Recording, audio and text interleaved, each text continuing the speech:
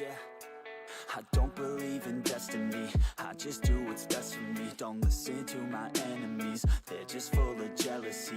Yeah, this legacy, you gon' see what's left of me. Alright, welcome ladies and gentlemen, welcome to another video here today. It's been a long time, but we're finally back in SOSA.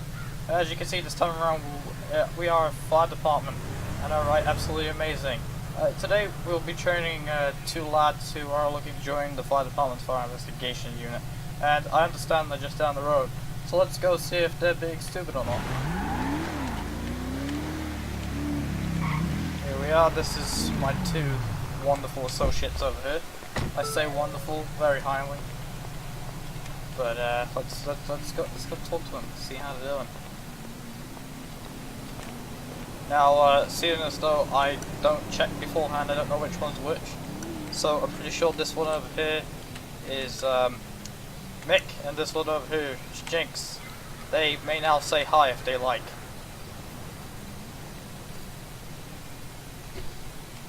I'll take that as a no, they're not saying hi.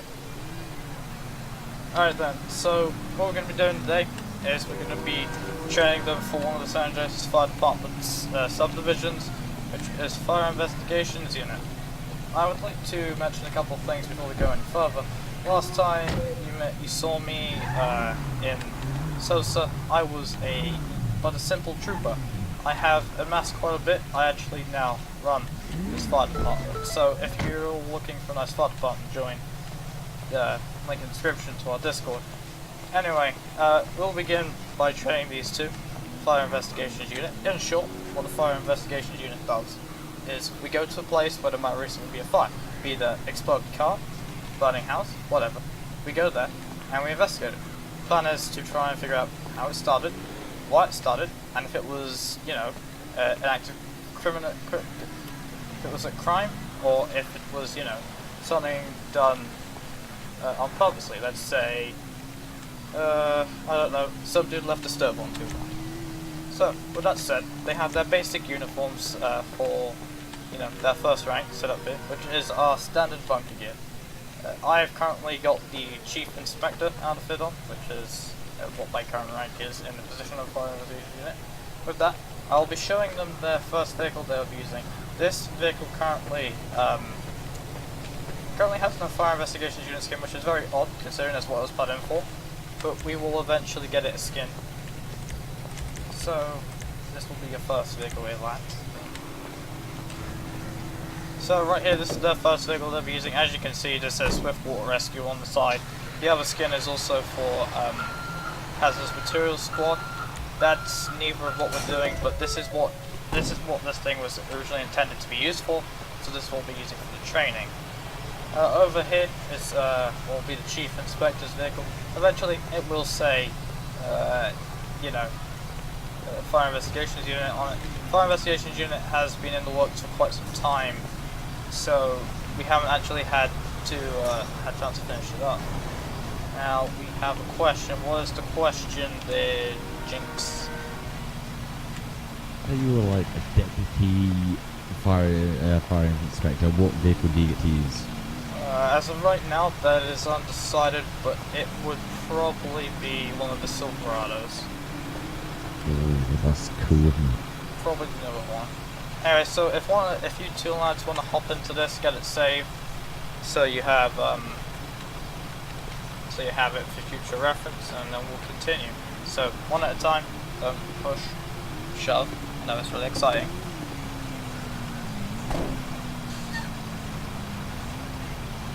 Oh, you already have it. Good job, Mick. Good job.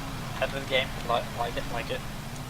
Alright, well that's perfect.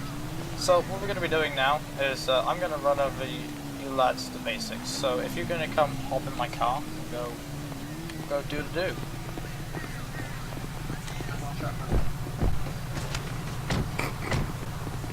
Alright, so we're now pulling up on the house in which we'll be running our test scenario on. We're going to pretend that this is after when the fire's been put out, as I am way too lazy to put out a fire.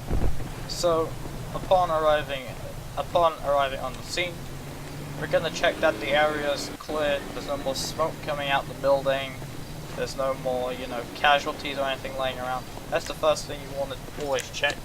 Best to always also have a flashlight on you.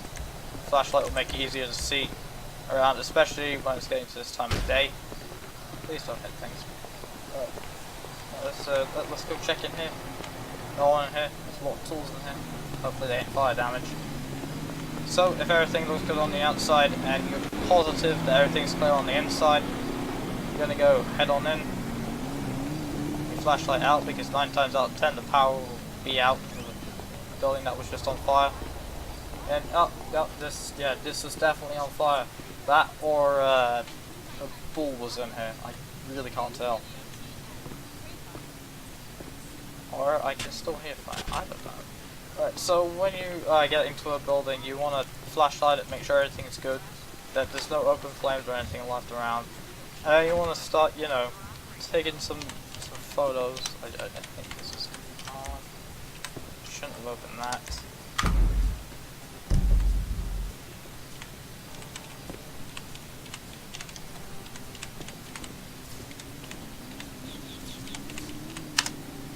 So we're going to take some photos. Photos of the scene, you know, try and get a sense of what's happened. You don't want to leave any corners unturned, as for all you know there could be the tiniest match in the world in the farthest corner over here. Once photos have been taken, or if you've still got other firefighter taking photos, you can start writing down notes. So let's say this was the supposed area where the fire was meant to have begun. You can write notes about what you see on the area, where scorch marks appear to start, how high up they hit the roof, and where exactly it appears to have come from. So if there's more of a surrounded area of scorch marks, let's say in the far corner over there, then we know that the fire was probably bound to have come from the corner over there. So once you have your notes and your photos, you want to go and investigate the area, you know, where there was the fire. So let's say in this corner, climb over, and you do a slash me. So let's say there was a person who set a fire. Let's say there was a fire. You like slash me, and you know, any items left from setting the fire. You wait for them to respond. If they say yes, no, what has been left, what hasn't been left. If it's a natural causing fire, so let's say this lamp caused it, you know, you're going to take a photo of said lamp. Christ, you're going to take a photo of said lamp, and you're going to so let's say this lamp fell over, light bulb smashed, and it set fire to all the cables and whatnot back here. That's what you would narrow it all down to. Once you're sure you have it narrowed down, you take notes on what caused the fire. If it was an accidental fire that wasn't caused by human error or anything, well then we try your best to work with insurance companies to help the person out. If it was an act of arson, so let's say you find like a gas canister and a set of matches out back, so you decide to take a walk out back, and let's just say that, I don't know, over in this pile of stuff over here, we just happen to have gas canister and matches. That's when it becomes an act of arson, and the investigation's handed over to the police. If you are needed for anything else fire-wise, they will totally call you up, and you'll be here to help them. The main thing you must always check though is if there's been anything stashed. Be that if it was stashed by the person who set the fire, be it stashed by the owner, because there's a guaranteed chance that it wasn't an act of arson, it was done by the owner itself. They could have, for you know, been smoking something and it's caught the place on fire. You always got to be sure you know what you're looking for. So in short, look for matches, cigarettes, gas canisters, or broken light bulbs, loose wires, high voltage, whatever you think may have caused it will probably guarantee be the cause. And then after that, you'll leave the scene in whatever vehicle you showed up in. So in this case, be the Charger, you would go to the owner of the home or the building, whatever, okay, and you'd explain to them when the house will probably be ready, if it's all to go back into. And then from that point, you'd go off into the subdivision's Discord, and you would write, you know, a report on what happened. Those reports will lead up to eventual promotions in the future, and just generally proving that you are active in the subdivision, and you know you want to help out. Alright, so I brought my lovely trainees over here, as there was recently a fire at the Sandy PD. What I want them to do is use the skills that they've learned from the experience we had back at Trevor's house to see if they can determine who or what started the fire, and if there's any, you know, sites of it going to happen again. That said, I'm going to let them take the reins from here and see what they're capable of doing. Do an exterior search.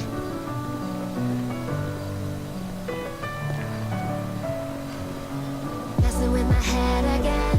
You had your heart set on me, but these feels they come and go. Out over there outside. And they come so easily. Tell me what it is about you that I can't forget. But you're breaking down the walls again, just to set me free. Why do I, baby, why do I love the way you always leave me? Why do I, baby, why do I love the touch but never love the feeling? Why do I, baby, why do I love the way you always leave me? Why do I, baby, why do I love the touch but never love the feeling? Hey, James, got something. There we go. Belt on the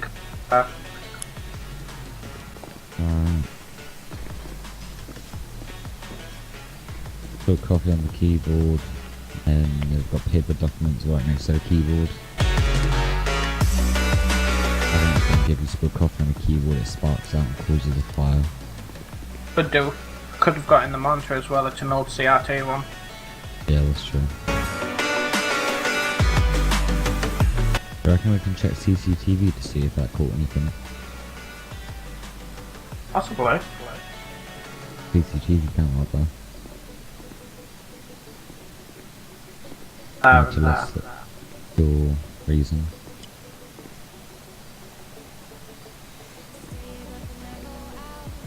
That TV on the filing cabinet. No, TV's way too old for the technology of. You have to seem so distant when I'm holding you. There's a couple of notebooks next to her, like directly to the keyboard.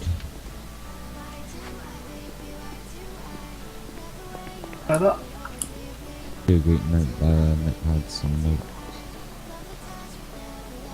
Paperwork. Yeah, I'm thinking if the spot, if it started shorting out and sparking, it would have ignited the notes within a couple of minutes. Because majority of this place is made out of paper. Never love the feeling.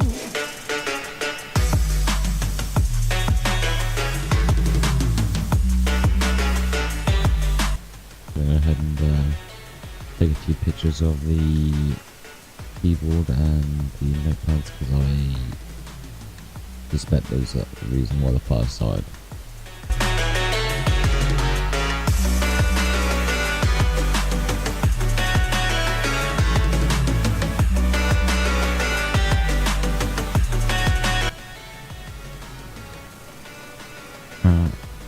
I'm deducting that the coffee and keyboard resulted in nightly notepads, and then it was a chain of events that led to the entire PD being set on fire due to the large amounts of paper. I've got photos. Yeah. Then go through this. I'm back to the station for some.